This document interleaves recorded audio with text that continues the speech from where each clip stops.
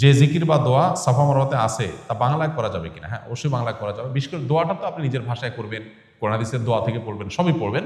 কিন্তু বিশেষ করে জিকিরগুলো হাদিসের যে টেক্সট আছে, অ্যারাবিক টেক্সট, হুবহু সেটা করতে পারলেই উত্তম, সেটাই করা উচিত। আর দোয়া তো আপনি আপনার মতো করে করবেন। ইভেন এটা যদি আমরা দেখে দেখেও পড়ি, কোনো অসুবিধা নেই। তফরত অবস্থায়, সাই অবস্থায় আমরা দেখে দেখে দোয়া করতে পারি এবং জিকিরগুলো পড়তে পারি, কোনো অসুবিধা নেই ইনশাআল্লাহ তাআলা।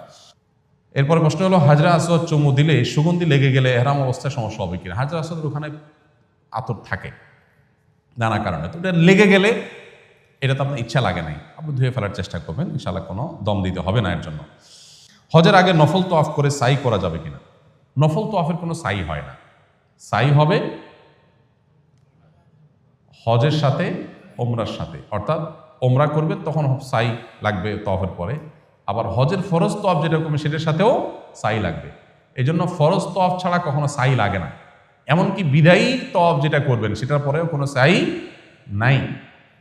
অনেকে এই কাজগুলো না জেনে ডাবল ডাবল কষ্ট করেন। সাফা থেকে মারোয়া গেলে এক চক্কর, আবার মারোয়া থেকে সাফা আসলে আরেক চক্কর। অনেকে মনে করে যে সাফা থেকে মারোয়া যায়, আবার মারোয়া থেকে সাফা আসলাম, দুইটা মিলে এক চক্কর। এই চক্কর দিতে দিতে বেচারা মাথায় চক্কর দিতে থাকে এক সময়, কারণ 14 চক্কর দেওয়া লাগে, তখন দরকার নেই। অনেকে আমাদেরকে বলেছে যে নবী করিম সাল্লাল্লাহু আলাইহি ওয়াসাল্লামের রওজা মুবারকে তাদের সালাম পৌঁছানোর জন্য, এই সালাম আমরা কিভাবে পৌঁছাবো? নবী করিম সাল্লাল্লাহু আলাইহি ওয়াসাল্লামের রওজায় গিয়ে সালাম পৌঁছানোর দায়িত্ব দেওয়ার এই যে একটা কালচার আমাদের সমাজে আছে, এটা সুন্নাহ সম্মত কোনো কালচার না। সালাম আসলে কাউকে দিয়ে পৌঁছাইতে হয় না। নবী সাল্লাল্লাহু আলাইহি ওয়াসাল্লাম বলেছেন, তোমাদের কেউ যখন সালাম দেয় অর্থাৎ দুরূদ পেশ করে নবীজির জন্য, সেই দুরূদটা আল্লাহর পক্ষ থেকে ফেরেশতা নবীজির কাছে গিয়ে পৌঁছায় বলেন, হে আল্লাহর রাসূল, অমুক এলাকা থেকে অমুকের ছেলে অমুক আপনার কাছে আপনার প্রতি দুরূদ প্রেরণ করেছে, এটা তাকে জানায়। অতএব যেখানে ফেরেশতা দিয়ে ইনফর্ম করার ব্যবস্থা আছে, সেখানে মানুষের মানে ডিজিটাল থেকে অ্যানালগ সিস্টেমে আসা কি যুক্তি থাকতে পারে? এটার কোনো প্রয়োজন নেই, এটা আমরা হয়তো কি আসলে করি। সাই করার সময় কোরআনের আয়াত পড়া যাবে কি না? পড়া কি ফরজ ওয়াজিব? না।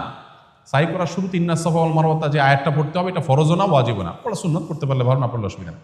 এহরাম অবস্থায় সেলাইবিহীন লুঙ্গি পরে গোসল করা অথবা এহরামের কাপড় পরিবর্তন করা যাবে কিনা? যাবে। সেলাইবিহীন লুঙ্গি আর এহরামের কাপড়ের ভিতরে পার্থক্য নাই। পার্থক্য হলো একটা কালারফুল, একটা কালার ছাড়া। তো কালারফুল পোশাক পরা নিষেধ না। তো এহরামরত অবস্থায় আমরা নিষিদ্ধ যে তালিকা পড়েছি এর মধ্যে কালারফুল পোশাক পরা নিষেধ, এমন কোনো কথা আছে? নাই। সো আপনি লুঙ্গি যদি নিয়ে যান সেলাই ছাড়া, তো সেক্ষেত্রে ওইটা পরে আপনি গোসল করতে পারবেন। এমনকি ওইটা পরে আপনি হজও করতে পারবেন, কোনো অসুবিধা নেই। যে আপনি এটা বিশেষ করে ইন্ডিয়ার যে কেরালা, তামিল, এরা সেলাই ছাড়া লুঙ্গি পরে, ইয়েমানিদের কেউ কেউ আছে। তো আপনি সেলাই ছাড়া লুঙ্গি পরে যদি চলেন, যে একটা লুঙ্গি পরলাম আর একটা নিচে পড়লাম, একটা উপরে পড়লাম, তাইলে একটা ইউনিক ড্রেস হয়ে গেল। আপনি একাই